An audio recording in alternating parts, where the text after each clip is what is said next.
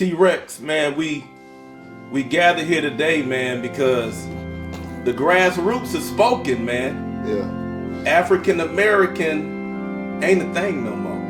Right. Reverend Jesse Jackson done gave us a name, African American, in 1988, but we done spoke up, man, and that's out the door, man. How you feel about that? I don't feel too much African. I may feel more American than I feel African. Oh, Lord. Hey, man. I don't know, man. I ain't feeling that name with African in the front. And that's what's going on now. And then when I learned about 1988, I was like, whoa, 1988? I'm thinking that name was...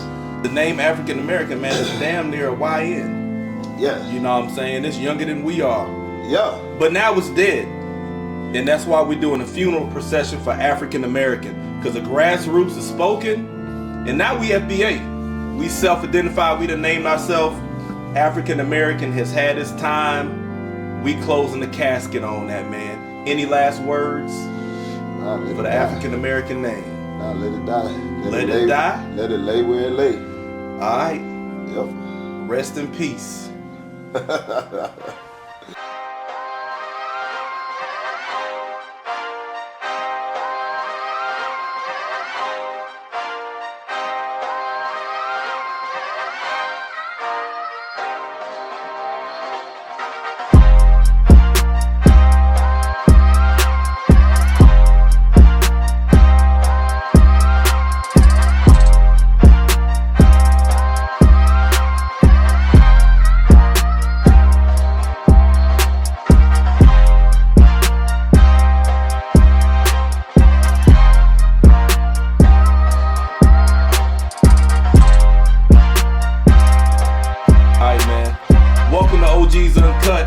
Conversations on the culture. I'm your host, Priest, and I got my cousin and co-host, T-Rex. What it do? What's going on, man? Nothing, man. Just loving every time we had this episode, man. I said, hold on, you got on slacks. That's where I got to start with this at. Oh, hey, man, I let them know, what we talking about. Gonna be political. We want some things to die, like that African American name. So I said, let me put something on that's more formal, like going to church. Going to church. Going to church. We had to close a casket on the African American name, man. So let me put something on, like, I'm going to church. Yeah, man. This episode, man, is going to be, you dress for the occasion. We done laid African American to rest. In fact, not just us, but the grassroots, man. It's been a few years that everybody is realizing what's going on politically. And how that name, African American, is really screwing us up when it comes to politicians actually meeting our interests or our demands or whatever we need to be getting.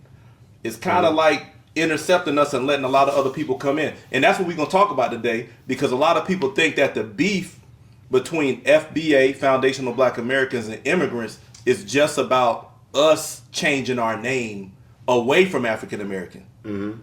But it's a lot deeper than that. Mm-hmm. It gets into the money and folks taking food off our table for the struggles we went through. And that's what we're going to break down today. Oh, yeah. No, what you just said, normally you go to war for. Back in the day. Hey, don't they got a song like Biggie, What's Beef? Yeah, what's beef? What's beef? Yeah. Beef ain't no I just don't like you or is this your name? Nah, that what you just said is a clear understanding where we should have got down and dirty with this. Not just like violence, but like where we put our foot down and like enough is enough. What we doing now should have been happened. Yeah. And we've been talking about immigrants and the immigrant crisis for a minute, but it's what's in the news right now is relevant and it impacts us as Foundational Black Americans a lot. And I think a lot of people may not know how much it's been impacting us, and that's what we're going to cover today.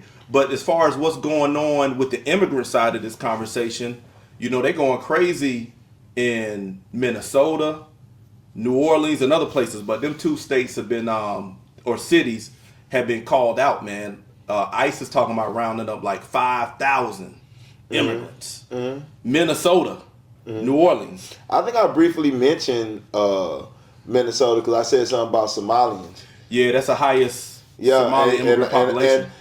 And put it out there again. Go check out what state is that I rode through? Not Nevada. I want to say it's like Utah. No, Wyoming. There it is. Wyoming. They in Wyoming. Ice, I'm giving y'all a word. Go to Wyoming. Shit. Wyoming is where they at too. You on that? I'm Charleston White snitching.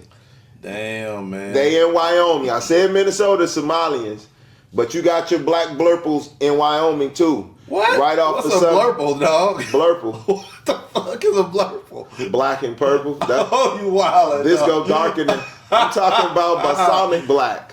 What black? Balsamic black. You caught me off guard with that, man. You caught me off guard with that, man. But Trump talking big shit, man, because did you hear what he said about Somalians in Minnesota, how they messed up the state and I'm pretty sure he ain't cutting no corners. I mean, he ain't cut no corners. He said they need to get out of here. We don't want them here. And you know, and I got to say, I know you on that, but I got to say on behalf of our platform, that's not what we're saying. Yeah. But we are going to show you where the beef is at. This is deeper than skin deep. This is more than skin deep. A lot of conversations I heard with immigrants coming into foundational Black American talks, like on TikTok and X and stuff like that. They keep saying, why you distancing yourself from your African ancestry and stuff like that? Why y'all separating? And everybody think that that's where the beef is at, just a name change. It's way deeper than that. And we're going to go into where this started. We're going to take it back to 1963, the March on Washington. And then we're going to show you what we were fighting for then and how it's actually being dealt with now and why all of this comes into play. Oh, yeah. People taking food off our plate at the end of the day. Exactly. But, man, I question for you about the African-American name. You mentioned it when we did a little funeral procession in the beginning, but you said if 1988, when you realized that Reverend Jesse Jackson gave that name to us in 1988, you was like, that seemed recent. Yeah, damn, yeah. Yeah. Make you say, it's like, damn, I'm older than the name. Yeah. I ain't say the same name, I'm 46. Yeah.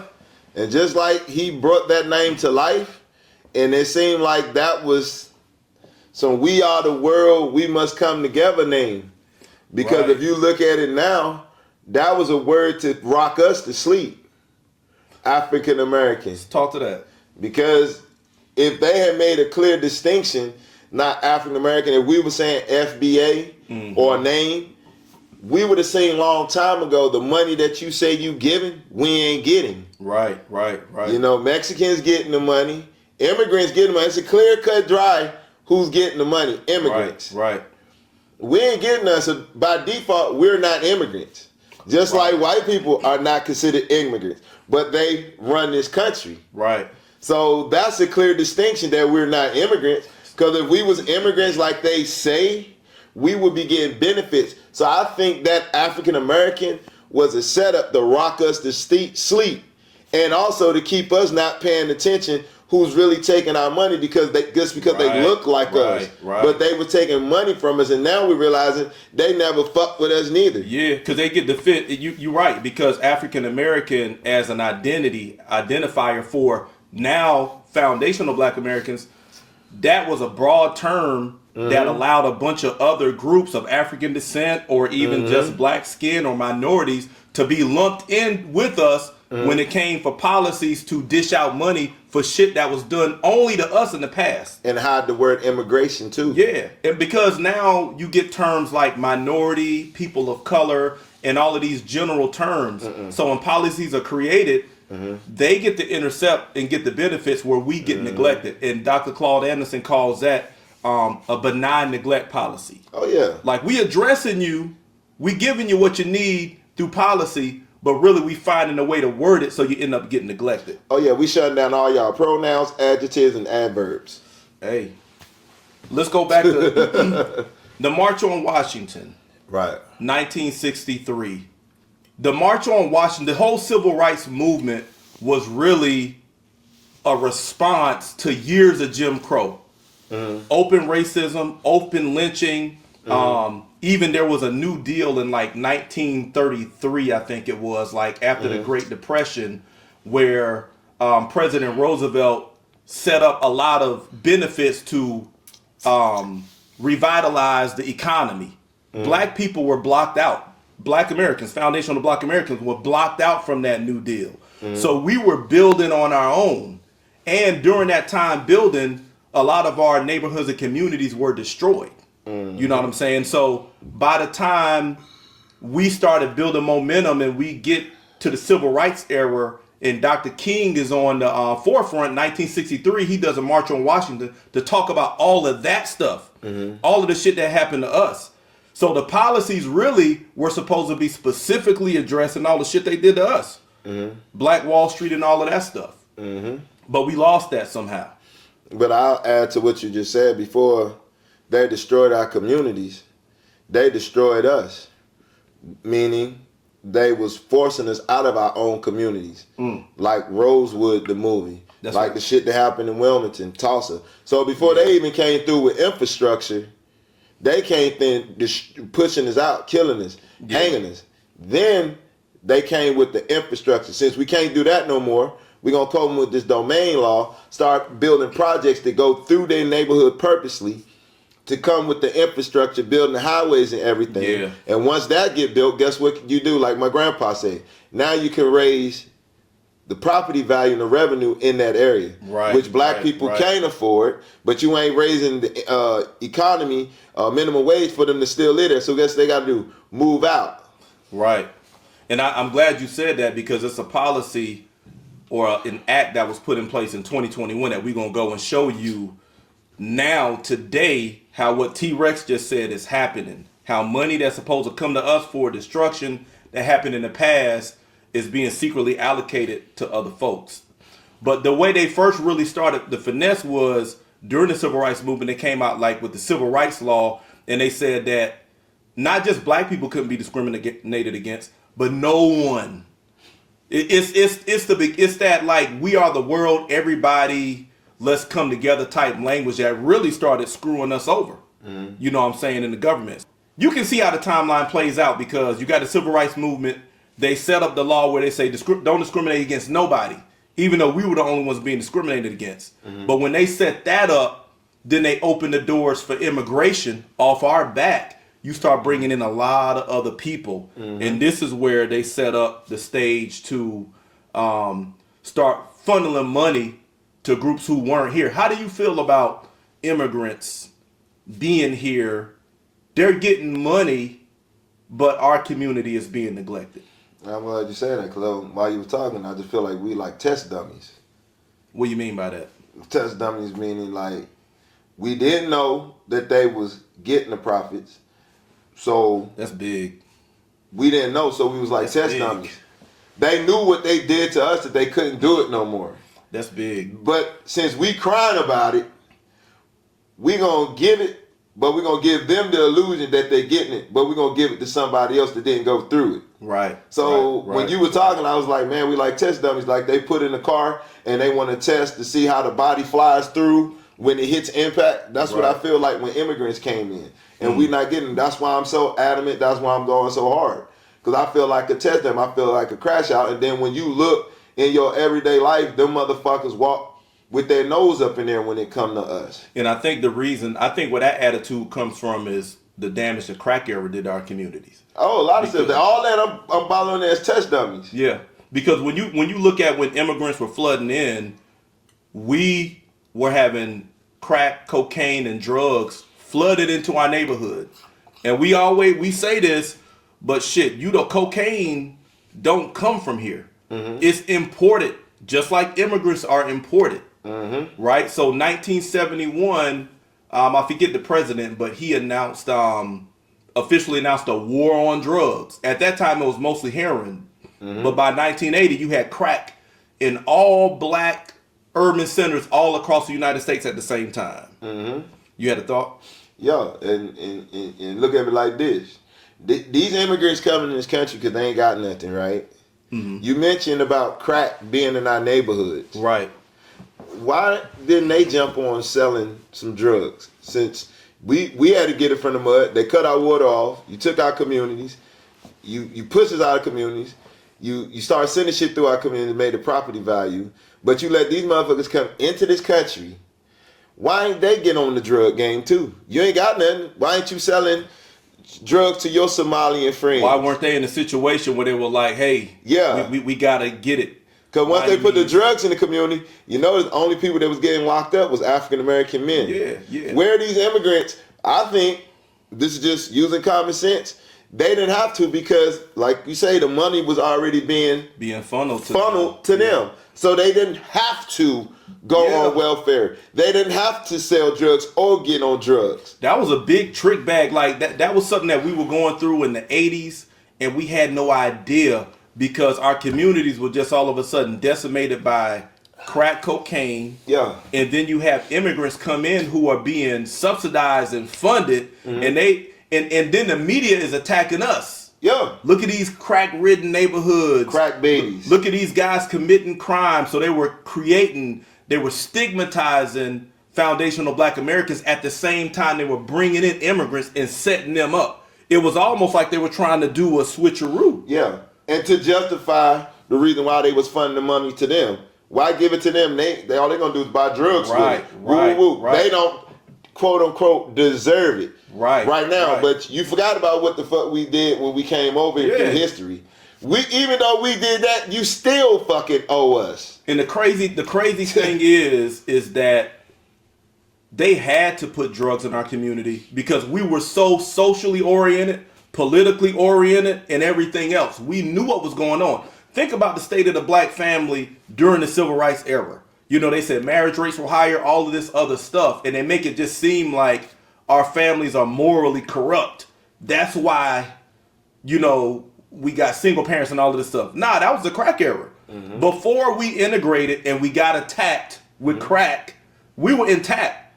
Churches were talking about social issues. You listen to Dr. King, Ralph Abernathy, and all them other people. They knew what was going on in the black community. Young people knew what was going on. Shit, I think it was it might have been in Montgomery. I was watching a documentary of the kids. It was the kids that pushed the civil rights movement over the edge. These were kids so socially and politically oriented that they planned to leave school and do a demonstration and got put in jail. I'm talking about 10-year-olds, 6-year-olds, yes. Damn. 13-year-olds in droves. They were in the documentary. I'm upset that I think it was Alabama, but it was like where the racial tension was the highest. Dr. King came down there and all the youth, because the adults were working and they were like, we can't lose our jobs, so we can't be too demonstrative. Kids said, fuck that. The teachers was even in class. What the teacher would do, all right, kids, turn their back and start writing on the chalkboard. The kids start hopping out the window. This is on video.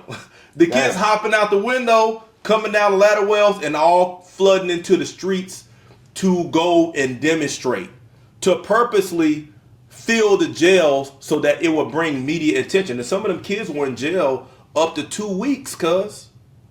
This was the black family in the 1960s.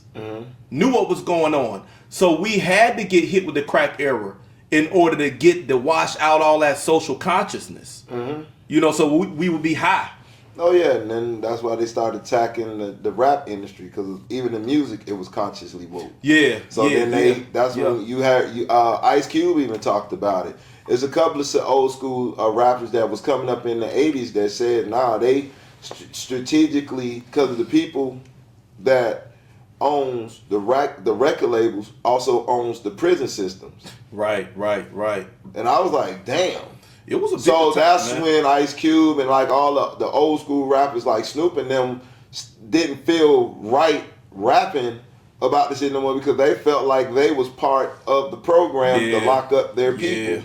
Yeah. And then after they started slowly backing off, now you got crunk music. Now you got all this music about selling drugs. First they started how to sell drugs. Now in music, it's how to sell drugs and how to take drugs and mix them up to get a high. Right.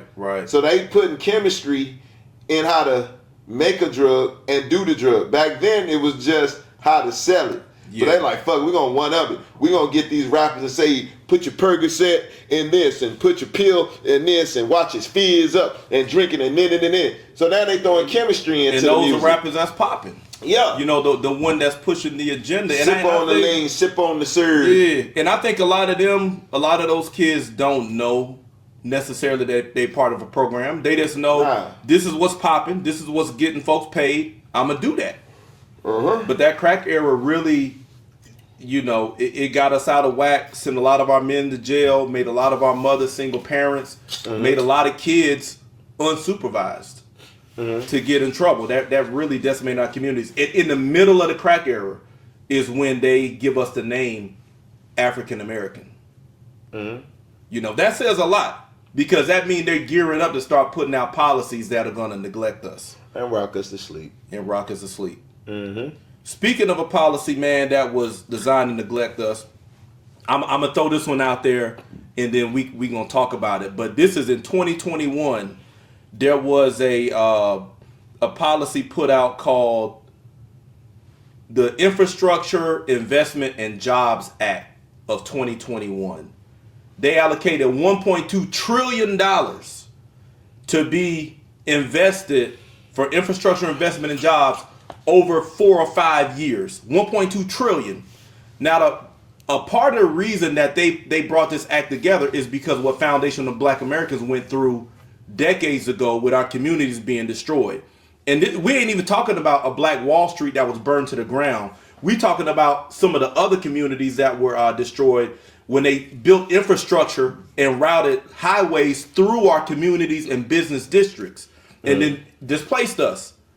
So the politicians acknowledge that damage and they say, well, we need to allocate money to repair that. So this Infrastructure Investment and Jobs Act of 2021 has 2 programs in it, and they combine them and it's called the Reconnecting Communities and Neighborhoods program. And that part of the program is $3.3 billion that is supposed to repair what was done to us when they routed highways through our communities decades ago. But guess where that money goes? You already know. Big construction companies, and then those construction companies subcontract that work out to other people, and who you think is getting those jobs? Hey, I if y'all ever been to a construction, which y'all all see, road work or anything be done, you're going to see a white man and you're going to see Hispanics. That's all they doing. Right. You don't see no black guys. Even when you can go to any trade school, you're going to see most of them immigrants. Electrician, framing. My son's in the trade school now. With the guys that do the concrete, the foundation guys, all of them schools are flooded with immigrants. Right. You do not see no black guys in there at all. It's a sprinkle of them. And even if it's a sprinkle of them, it's like they're wasting their time because that money that's being allocated, the white boys is controlling it. That's right. And they're going to hire who they want to hire. Yep. And they're going to hire the Hispanics. And then if they want to save some money, especially in like neighborhoods where they building homes, they'll subcontract the work out to some more Hispanics. So guess what? That extra money they keeping, they pocket that shit. That's right. But we don't see none of it. A lot of illegal immigrants get put on shit. We see that's the ones that they subcontract to. You may have one Mexican dude or 2 that's legitimate. Those are the ones that's the business truck. Yeah. But all the rest of them motherfuckers are illegals. Probably. Yeah, they putting their people on. Tax free. And the thing about this is we trying to show y'all where the rubber meets the road. This is $3.3 billion allocated, called a program, Reconnecting Communities and Neighborhoods. This is for when our communities were destroyed. Not even all the destruction. Just where they routed infrastructure and highways through our shit. Yep. $3.3 billion over 5 years. And a lot of that construction business money is going to Latino immigrants, a lot of which are illegal. And then here's the kick in the balls, as you like to say, cuz. Once they build up the infrastructure in these areas, you got a lot of these black people who are descendants of folks who got displaced decades ago, but now you come in their neighborhood and you build it up. That's fine and dandy. But then what happens? Property value goes up, they get priced out, and then they get displaced a second time. So your ancestors get displaced. The government says, oh, we sorry. We gonna give y'all money. They come in, illegal immigrants, capitalize on the business opportunities to build, and just kick out the people who you hurt in the first place. This is beef. I see it all day, That's every day. beef. I've been in Texas where they doing a lot of building. And That's beef. I see nothing but Hispanics driving GMC trucks. I'm like, how the fuck are these niggas driving I'm not talking about one, but several, like 3 or 4. Yeah. Got their Hispanic name, Hernandez, whatever, roofing and all. And I'm like, nigga, them ain't no old GMC trucks. Yeah. How the fuck are these? Yeah. They can go to these car dealerships. These corporations know that they got this money and give them the trucks and put them under lease or under contract. And this is I saw the injury. Them motherfuckers use them tech trucks to do tax write-offs. Hey. And this is our money. And the thing about this is why we say it's right in your face. What they say sometimes, hot shit right in your face. And you're not knowing that you're getting fucked over and it's right in your face. And this is why we're saying the beef is deeper than skin deep with FBAs and immigrants. Because Democrats have been routing immigrants our money. Yeah. And then ignoring us. It's been like insulting us with that shit. Yep. And the shit is right in our face. Because like in Texas, if you do see, like especially in the DMV area, DFW area, Dallas, Fort Worth and shit, if you do see some black guys, it's because like I think like Dennis Rodman put up his own money and start like a lumber company where they cut trees. Emmitt Smith put up his own money and he got like a little construction thing going on. But guess what? It has to be somebody that's a millionaire, that's an athlete, to put up his own money to start a business. But the government supposed to give us as a people, FBA, this money to do our own thing, but they're not. To be coming to us. So anytime you see some black guys in the truck, I guarantee you it's some black dude that's a celebrity or something that he named the company and you don't know that he's the CEO. And if you see niggas doing it. Right. It's not niggas, FBA. It's self-funded. It's self-funded. It's self-funded. And this is why we tying it back to the March on Washington 1963. Back then, it was foundational black American specific. We went through those grievances. Immigrants were not here like that at that time when they were destroying our communities way back in the 1800s, all the way up through the 1900s, destroying communities we built and we didn't get funding for. We got blocked out of the New Deal in 1933 after the Great Depression when they were reboosting the economy. We were cut out of that. We got it from the mud and then had the communities destroyed. So now this money should be going to us, but you got to get celebrities to come, Dennis Rodman, Emmitt Smith, and build these things on their own. But we're saying, y'all not understanding, well, let me not say that. We're not seeing what's in our face. This is as recent as 2021, and this act is in place from 2021 to 2025. 3.3 billion specifically. The only reason that money, they can justify allocating that money is because of our experiences, our damages. It ain't got nothing to do with immigrants. And this is the finesse with the term African American. Yep. And the civil rights legislation that they use, they finesse to say you can't discriminate against anyone. When we were the only ones being discriminated against. Because now when we flood in immigrants and we start making policy, we can ignore y'all because we got another group, we got other subgroups, minority groups who can benefit from that. $3.3 billion, cuz. Only to displace us a second time. That's crazy. And I keep adding insult to injury. I'm going to play the devil's advocate. Even in the drug game. Okay. Cartels don't fuck with niggas. In the Italian mafia, they don't fuck with niggas. Right. The Asian mafia, the Russian mafia, don't fuck with niggas. Right. They in these continents where they at, they all have drugs, cocaine, opium, and everything. I'm pretty sure it's cocaine and opium in Africa, just like it's opium in Afghanistan. But guess what? We the ones that sell it. We don't even own shit when it comes to the bad side. Right. We still crash dummies. But we still get over penalized when it and we get over penalized for it. Yeah. That's why we pushing that African American out. Yeah. And we need to have the mindset, you want to come in our neighborhoods and sell it, you sell it, not us. Yeah. You sell it. Because you remember the Black Panthers was getting locked up for taking the drugs from the drug dealers and busting the shit open, pouring it down the sewer. They was getting arrested for doing that. Who was? The Black Panthers. Oh, wow.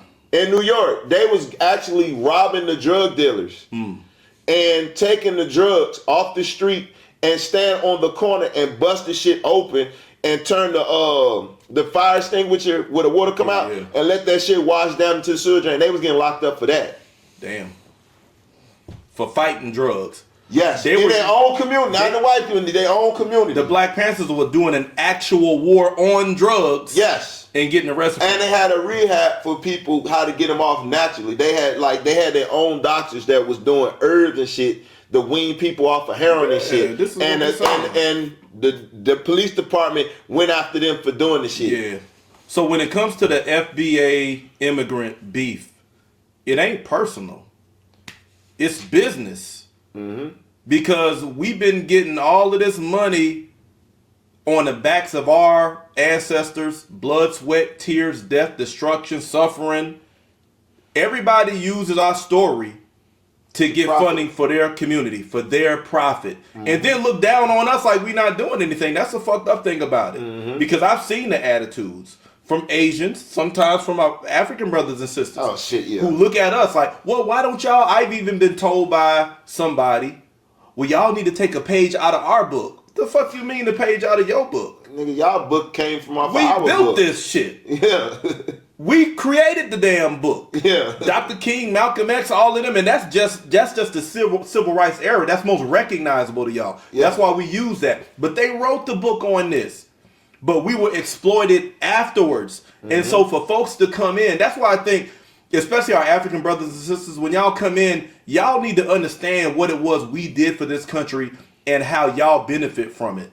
So that there can be some kind of mutual respect. Because whenever we go there, we always pay homage. Yeah. We never undermine. Even when it's some foul shit going on. Yeah. We still pay homage and respect. I like I said when we was on the phone, I just never kicking the nuts. I never heard Nelson Mandela speak on any of our affairs here. Oh yeah, go there. Nelson Mandela. We spoke highly of this dude. We made movies about this dude. Yep. What movies have y'all made about our plight over here? You won't do it. How many African movies we done made over Rwanda? Blood Diamond. You dig what I'm saying? What movies have y'all did for us in y'all country? Yeah. You don't fuck with us.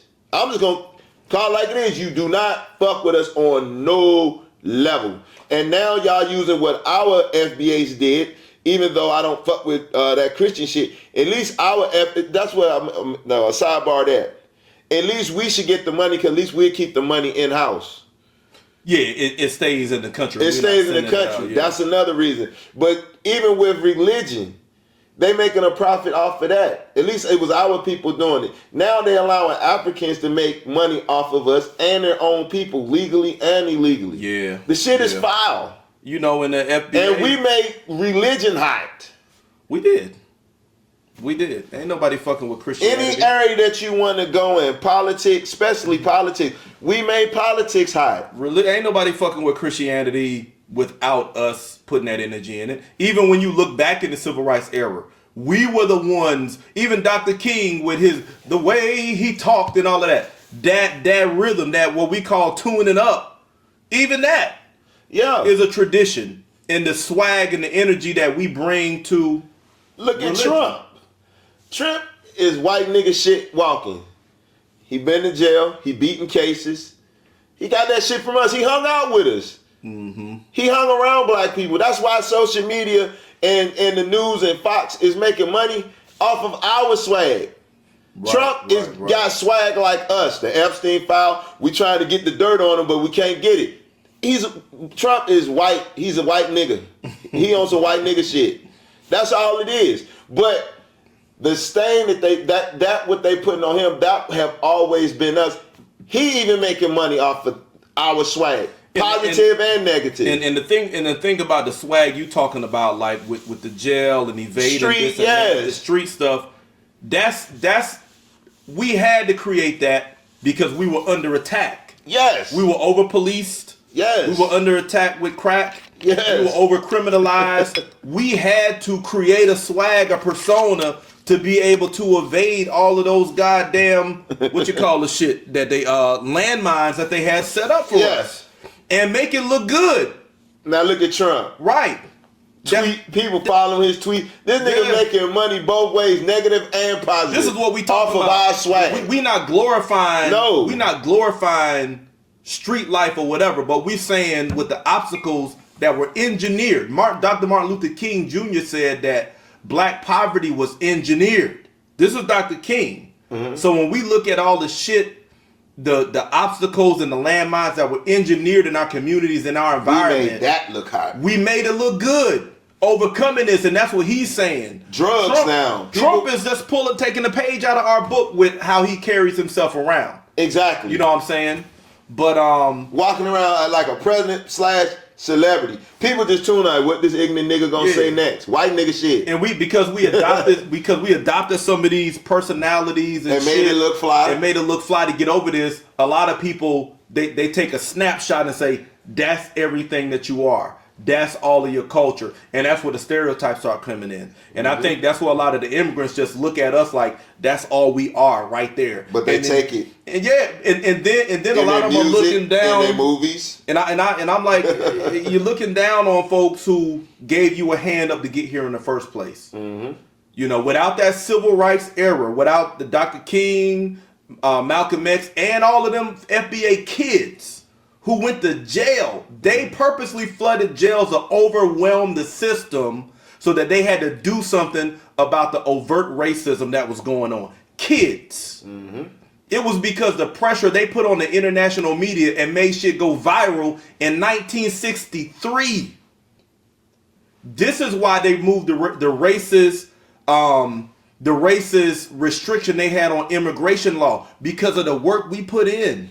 Mm-hmm. And that's how y'all got here. And when I talk to some of my African friends, they're like, well, I don't know about that. I got to research that. What is there not to know about? I got to look into that. It's, and really what that is that's just a reluctance to pay homage. Yeah. And that's where we saying we feel disrespectful. It's one thing to just, you don't like somebody.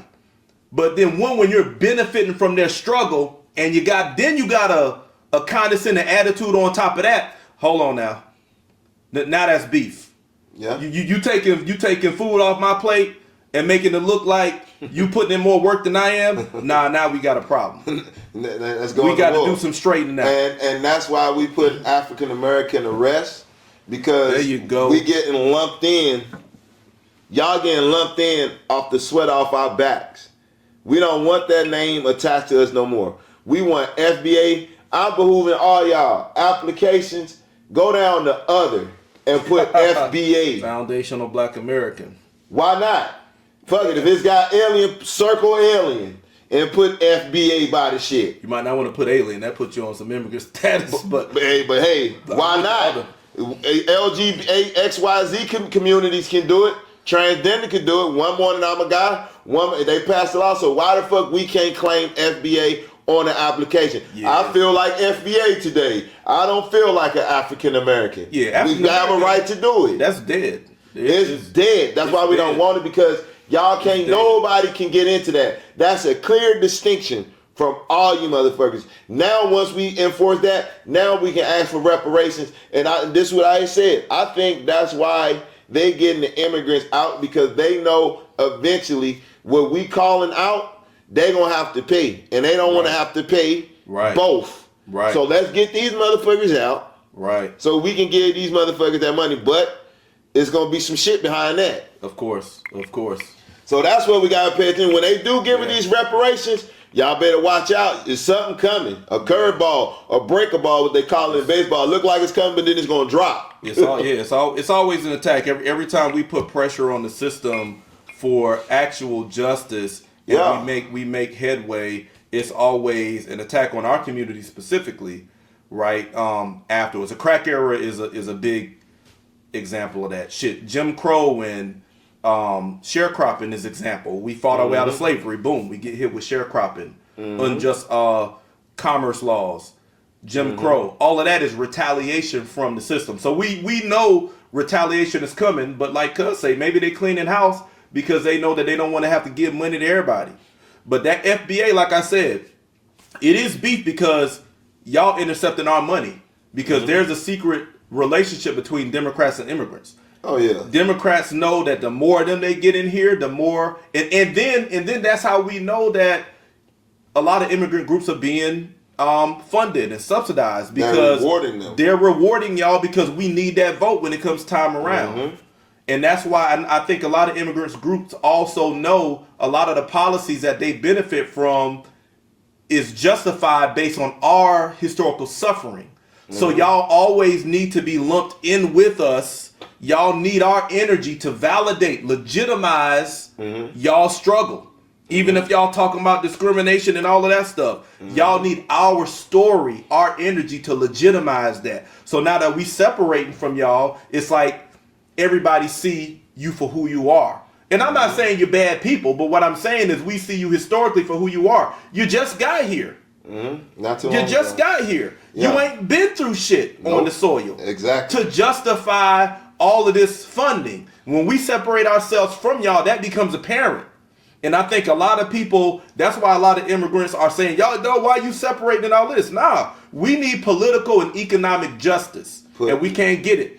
Lumped in with them. Put heat on their ass. So now when white people say they're fucking up our country, they're taking our money. Right. It was never us, white people.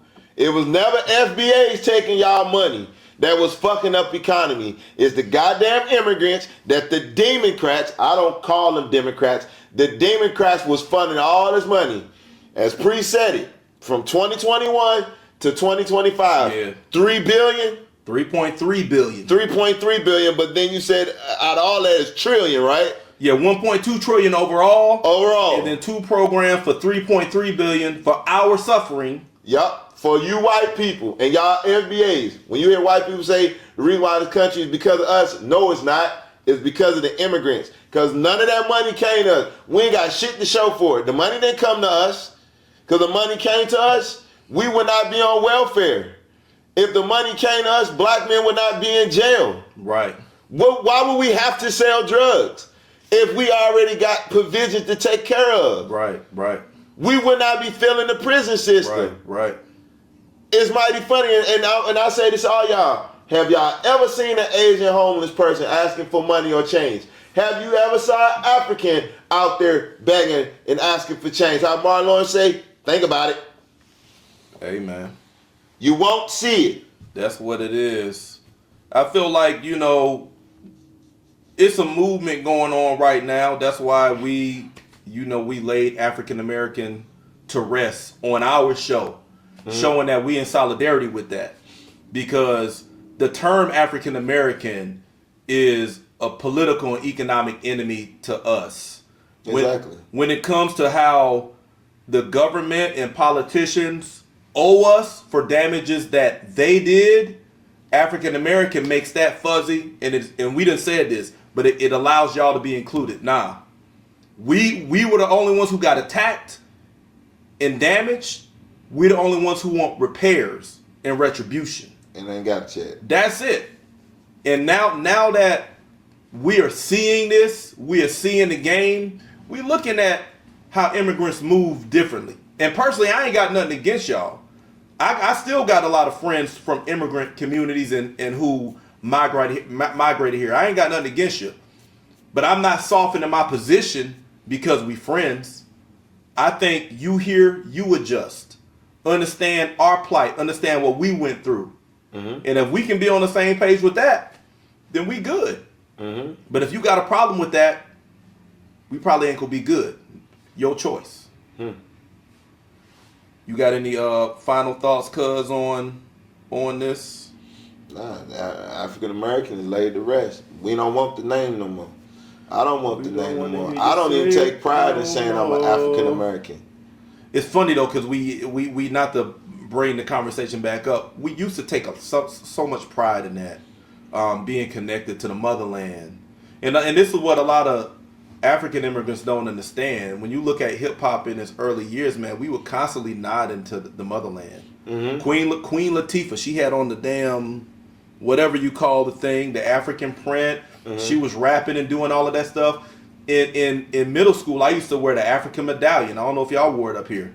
Oh yeah, we had the silhouette. We had the little kufi, the little hat. Yeah, we was rocking out, you know. And this was, and I think, you know, because hip hop really was popping off like that around 1988. You had Big Daddy Kane and all of them, Queen Latifah, and that's when we got the name African American. And I think that's why we were pulling that energy in. We were the only ones who were really being Pan-African. Yeah. Meaning we saw everybody black in the same boat. But we vocalized that. We showed open support. But like Cuz said, we never got that love back. And I'm gonna say this, and this is going gangster from the street. When you join the gang, you gotta get initiated, right? You gotta do some type of crime. You gotta show your worth. You whoop somebody ass, or they give you a gun, you gotta shoot somebody. You got to do something. We did that for this country. It's facts. And I can say that because I'm ex-military. Cuz been in the military. We both traveled outside this country to fight American wars. And I take it as disrespect. So I have a right to say I'm not an African American. Good point. I take pride in saying it. Good point. Because none of these motherfuckers have shedded blood more than us. Voluntarily or involuntarily. And it's disrespectful to look down on somebody who... So we as a people, as FBA, can shut that, just like it was Jesse Jackson, that's an FBA, but he was a coon nigga because he was on that politics. You know what I'm saying? We can also shut that name down. And he actually is still living right now. The same, since he made it in his lifetime, we gonna kill that shit in his lifetime. Hey, dog. We ain't with the shit no more. Point blank, period. We not African American, we FBA. Don't even check FBA. The box and say African American. African American is officially deceased. Y'all immigrants, y'all Africans can have it. Y'all really fit the fucking name, African American. You look African, you do everything African, and you do the shady shit like America behind our backs to fuck us over. So y'all can have that name. It fits y'all. Reckless take from T-Rex. And you know, I mean, that's what it is. But the delineation is real. And, you know, we making it official from our corner of the internet, from our corner of the world. And that's what it is. I ain't really got nothing else on that. If y'all, I'll say these policies again, just in case y'all want to look them up.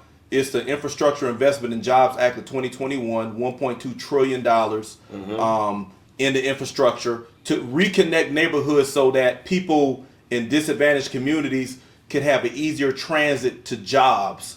So they're building up businesses, but when they build up those businesses, you're forcing out the same people who were injured historically, right? And that 3.3 billion of that act was specifically allocated for what happened to us, highways being routed through our communities, but we not getting that money. A lot of that construction money is going to Latino immigrants, a lot of which are illegals, and we just getting forced out. So it's insult with the injury. So we got to know what's going on, and the beef is not just over the name. The beef is over the game that's being played and the money that's being directed away from us when we got the money based on our struggle in the first place. All right, hey man. Until next time, we out.